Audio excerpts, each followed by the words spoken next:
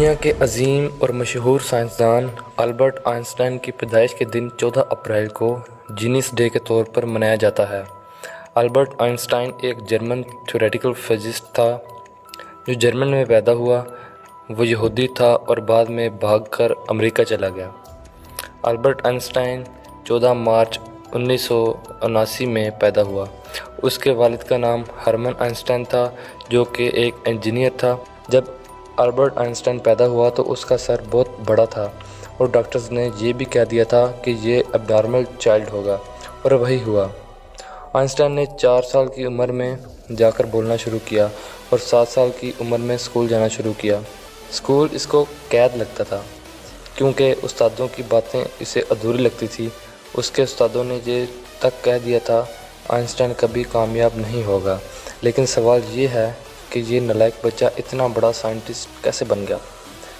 جب آئنسٹائن 5 سال کا تھا تو اس کے والد نے اسے ایک کمپس لا کر دیا، جس سے اس کا انٹرسٹ سائنس میں بڑھ گیا۔ یہ اس پر سوچتا تھا کہ ایسی کون سی طاقت ہے جو کمپس کو ایک ڈائریکشن میں لگاتی ہے۔ آئنسٹائن کو اپنی عمر میں بچوں سے کھیلنے کا بالکل شوق نہیں تھا اور اسے خاموشی سے بہت محبت تھی۔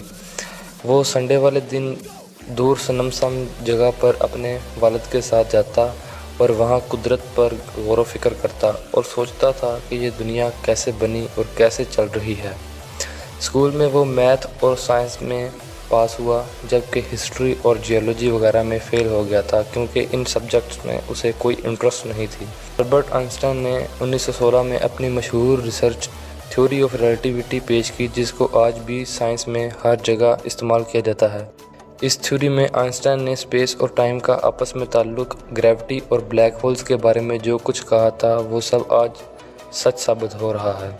اسے شہریت سے نفرت تھی، اس لیے جب کوئی فوٹوگرافر اس کی تصویر کھینچتا تو وہ بیہودہ سی حرکتیں کرتا تھا۔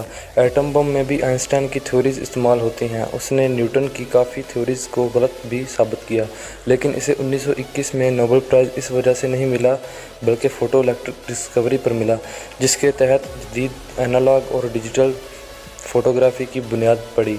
البرٹ آئنسٹائن کو چیزیں اکثر بھول جاتی تھی۔ ایک دفعہ وہ ٹرین میں سفر کر رہا تھا تو ٹکٹ چیکر نے ٹکٹ مانگا، جس پر وہ اپنا بیگ تک پھولنے لگا۔ ٹکٹ چیکر نے بولا، سر مجھے یقین ہے کہ آپ نے ٹکٹ خریدا ہے، لیکن پھر بھی آئنسٹائن سامان پھولتا رہا۔ تو دوسری دفعہ پھر ٹکٹ چیکر نے اسے منع کیا اور بولا کہ آپ سے ٹکٹ نہیں مانگی جائے گی۔ تو اس پر آئنسٹائن نے جواب دیا، اگر ٹکٹ نہ ملی تو مجھے یہ کیسے پتہ چلے گا کہ میں نے جانا کہاں ہے۔ ایک بار تو اس نے حد ہی کر دی، وہ ٹیکسی میں بیٹھا تو اپنے ہی گھر کا پتہ بھول گیا۔ اس نے ٹیکسی ڈرائیور سے پوچھا کہ آپ کو البرٹ آئنسٹائن کے گھر کا ایڈریس پتہ ہے؟ ڈرائیور نے کہا، اتنی مشہور ہستی کو کون نہیں جانتا؟ تو اس پر آئنسٹائن نے بولا کہ میں ہی البرٹ آئنسٹائن ہوں اور اپنے گھر کا پتہ بھول گیا ہوں۔ تو ٹیکسی ڈرائیور اس کی طرف حیرت سے دیکھنے لگا۔ ایک بار اس کے کسی دوست نے اس سے اس کا نمبر مانگا تو وہ ڈائری کھول کر نمبر ڈھونڈنے لگا۔ تو دوست نے کہا کہ تمہیں اپنا نمبر بھی یاد نہیں؟ تو وہ بولا کہ ایسی چیز کو یاد کرنے کا کیا فائدہ جو کتاب میں ڈھونڈنے سے مل جاتی ہے۔ آئنسٹائن کو اپنے فارمولا E=mc² سے ساری عمر پچھتاوا رہا، جس کی وجہ سے ایٹم بم کی دریافت ہوئی، اور اس نے یہ بھی کہہ دیا تھا کہ اب اگر جنگ ہوئی تو زندگی دوبارہ پتھروں پر آ جائے گی۔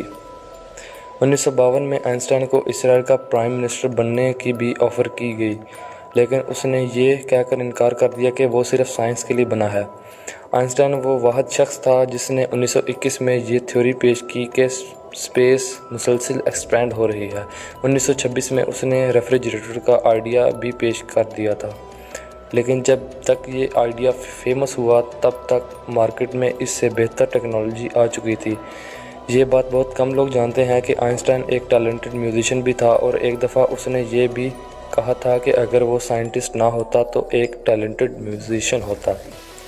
اگرچہ اس کی جان ایک نارمل آپریشن سے بچائی جا سکتی تھی، لیکن اس نے ڈاکٹرز کو انکار کر دیا اور کہا کہ وہ اب مشینی زندگی نہیں گزارنا چاہتا۔ حتیٰ کہ 18 اپریل 1955 میں دنیا کا عظیم اور مشہور سائنسدان وفات پا گیا۔ ایک نارمل انسان کا IQ اسکور 70 یا پھر اس کے لگ بھگ ہوتا ہے، لیکن آئنسٹائن کا IQ اسکور 160 تھا۔ آئنسٹائن کی وفات کے بعد ایک ڈاکٹر تھامس ہاروے نے اس کا دماغ چرا لیا اور ایک جار میں رکھ لیا۔ ریسرچ کے بعد پتہ چلا کہ آئنسٹائن کے دماغ میں سیلز کی تعداد ایک نارمل انسان سے زیادہ تھی۔ اگر ویڈیو پسند آئی ہو تو لائک ضرور کر دیجیے گا اور شیئر کر دیجیے گا، اور پلیز میرے چینل کو بھی سبسکرائب کر دیجیے گا۔